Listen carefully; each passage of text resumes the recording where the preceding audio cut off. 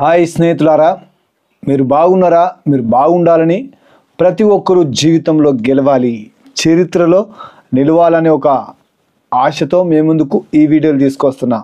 సరే, మనం టాపిక్లోనికి వద్దాం. మనము ఇంతకు ముందు ఎడ్యుకేషన్ అంటే ఒక్కొక్క పదానికి ఒక అర్థం ఉందని మనం తెలుసుకున్నాం. మొదటోది మనం తెలుసుకున్నాం. ఇది రెండో పార్ట్ కనుక మీరు జాగ్రత్తగా దీని అర్థాలని మనం నేర్చుకుందాం. ఈ అంటే ఎనర్జీ అని తెలుసుకుందాం.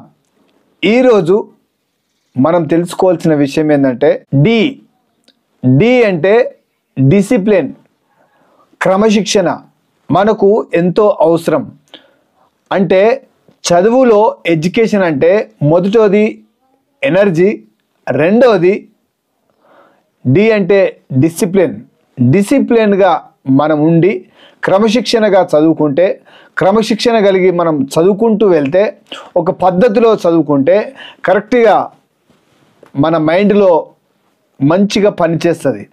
మనకంటూ ఒక క్రమశిక్షణ ఉండాలి, ఒక క్రమ పద్ధతి ఉండాలి, ఒక క్రమ జీవితం ఉంటే చదువులో కూడా కొంతమంది క్రమశిక్షణ ఉండదు, పండుకొని చదువుకుంటారు, లేకుంటే కొంతమంది ఇట్లా నిద్రపోయి పండుకుంటారు, లేకుంటే చదువుతారు, లేకుంటే కూర్చొని సరిగా కూర్చుండక, లేకుంటే ఏదో భారంగా చదువుతారు. అది ఒక క్రమశిక్షణ ఉండదు. అంటే దీనిలో మనము క్రమశిక్షణ కలిగి చదివితే, ఒక క్రమశిక్షణతో చదివితే ఖచ్చితంగా మనం జీవితంలో గెలుస్తాం, చరిత్రలో నిలబడతాం.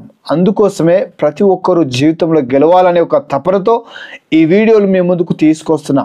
మనము క్రమశిక్షణ కలిగి మనం జీవించాలి, క్రమశిక్షణ కలిగి చదవాలి, క్రమశిక్షణ మనం పాటించాలి.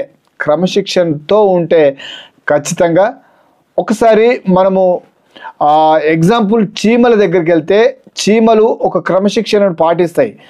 వీటిని ఎంత గడబడి చేసినా, ఎంత డిస్టర్బ్ చేసినా అవి మళ్ళీ క్రమశిక్షణ కలిగి కరెక్ట్గా సూటుగా వెళ్తాయి. అంటే అవి క్రమశిక్షణ తప్పాయి. అందుకోసమే మనము కూడా మైండ్లో ఏదైనా వచ్చినప్పుడు మన మైండ్ని క్రమశిక్షణ పాటించాలి, క్రమశిక్షణ కలిగి ఉండాలి. ఎవరైనా డిస్టర్బ్ చేసినా, ఏదైనా డిస్టర్బ్ చేసినా మన పద్ధతులని మార్చుకోవద్దు. అదే క్రమశిక్షణ కలిగి ఉంటే మనం ఖచ్చితంగా జీవితంలో గెలుస్తాం. మరలా చెప్తున్న, చరిత్రలో నిలబడాలంటే ఖచ్చితంగా మనం క్రమశిక్షణ కలిగి ఉండాలి. Thank you.